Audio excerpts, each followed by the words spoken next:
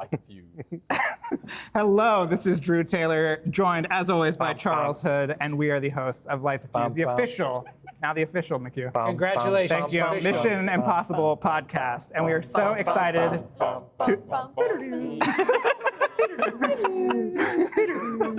You seat us like a choir. Yes, that is what happens. We are so excited to be joined by writer-director Christopher McQuarrie. Allegedly. Haley Atwell, great to see you. Vanessa Kirby, how are you? Greg Tarzan Davis. What up? And Shea Wiggum. And last but not least, the incomparable Mr. Tom Cruise. Hello. Good to see you all again. It's great to see you again. Thank you for everything. We thought, since Mission Impossible is known for its globe-trotting adventures, we'd go around the world with the cast and crew of Mission Impossible: Dead Reckoning Part 1. You got your passports? Let's Do it. All right, let's do it. Let's start in Norway. So let's talk about this motorcycle jump.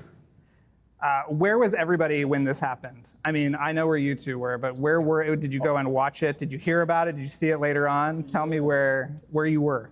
They created were a under platform the bridge. We for were us. like, By the platform. under the bridge watching as he, oh my gosh, parachute, Diddy land. And it was a crazy thing because we don't have a monitor, so we're all just like, Are we Diddy. working tomorrow or not? This could be the shortest job I've ever Shortest job I've ever had. Do we work tomorrow? It's like, what's happening? Are we working tomorrow or are we giving testimony? yes. Well, it was fun while it lasted. And how many times did you watch him do it? He wouldn't stop. Why? Why wouldn't you stop? That's the question. Why wouldn't you? Six Why- times. He could always do it better, Six right? shot. 6 times day one. Day one, 2 times the next day. 2 times Had to get the shot, Tarzan. Had to get the shot. Had to get the shot. So you came back day 2. He's doing it again. Yes. Nobody said, hey, I think we got it. Oh, no, we do that all the time. We say that every time. But he's like, no, I could do it a little I can do it a little better. Yeah. That was quite a day. I didn't know where you guys were. I remember I landed the helicopter right on the side of the rocks before the ramp. And the thing is, McHugh and I, we basically live together, so we travel to work together every day. And on days like that, when we're doing things, it's not like he's looking at me going, oh my God, Not on camera. don't do it. Yes, don't die. Very fully aware there's a camera there. It's very, just very calm, very chill. You don't listen to anything on the way? No, I'm just kind of more focused. I'm just going through performance. We talk about lenses. We talk about, the shot and timing of things, and it's just very casual. Sometimes we just talk about different things in story. And we also got there in the morning and everything we rehearsed didn't work. So we had to completely start again from the ground up day one. Can I ask a question? At what point did you decide that you were going to say, I'm trying to get away from this mountain, and have a close-up during the fall? When was that? It's kind of blurry. Did it happen? Well, a little ago? we knew we were That's a going good- yeah, to that was- we were going to film you in free fall. We didn't. We were then, and then we were improvising different ideas of what you could be saying while in free fall. The thing about the sequence is that whole argument that he has with Benji before he goes off the cliff.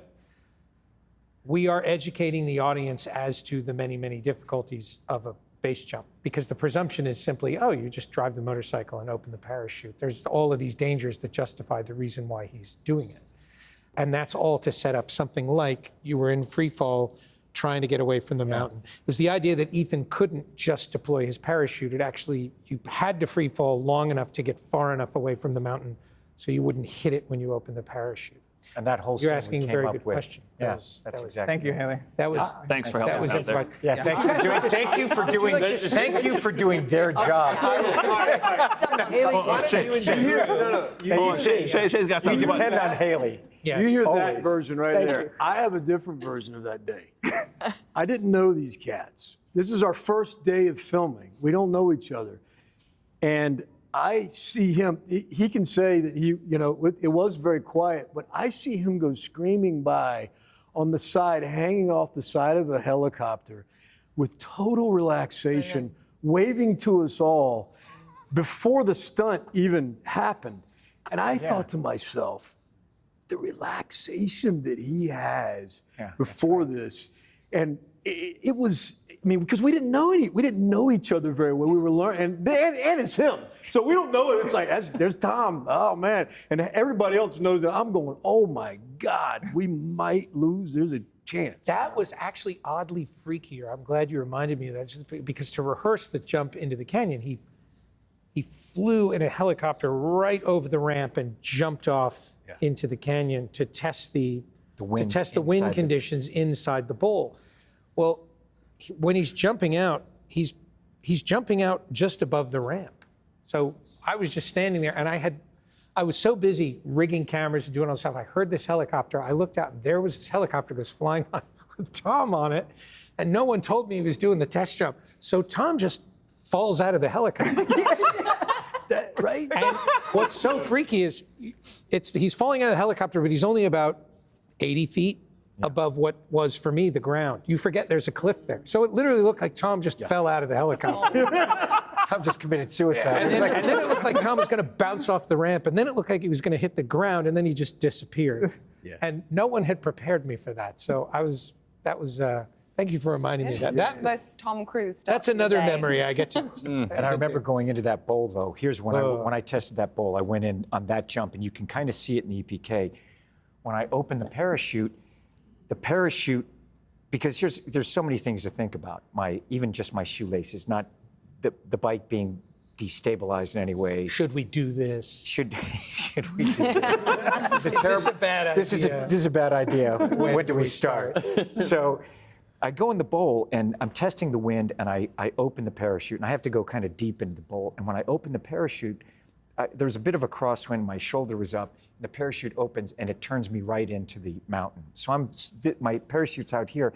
Now, if it touches a rock at all, it's gonna depressurize my chute, and it's gonna be a bad moment.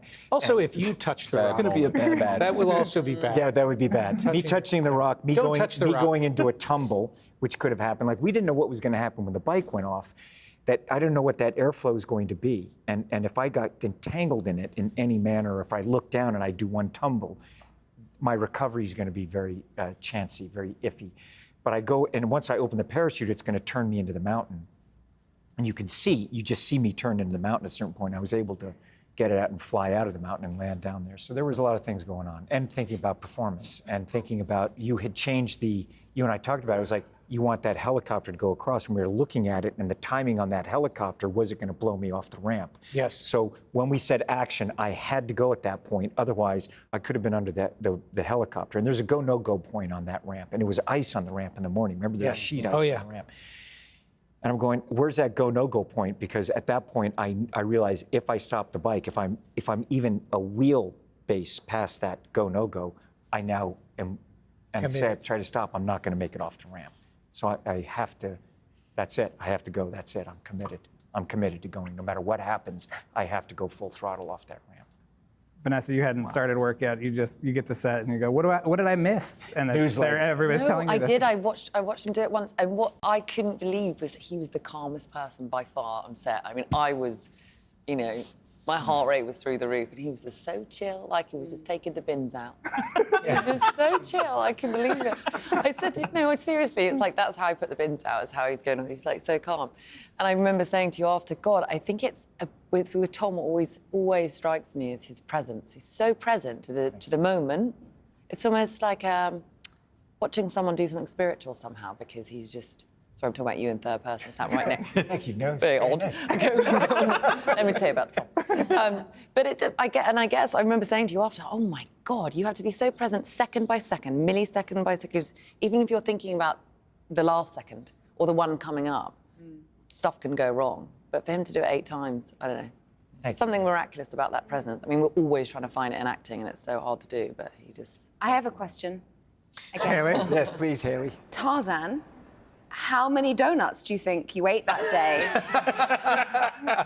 as a wondering- way of dealing with the anxiety of just watching Tom do that. I was And we stress did eating. Top Gun Maverick Yeah, together. stress We were eating flying is in what jets, and you were happens. seeing that footage. Yeah. Were you eating a lot of donuts? I was stress eating. I was very What kind of donut? It's emotional eating. It's Yes. coping Lay's- with it. And The it was guy good can donuts. put They donuts, good donuts? away like Was he just wolfing He the was donuts? wolfing them down with that beautiful false Oh, yeah, he's a metabolism donut that he is disposal. gifted with.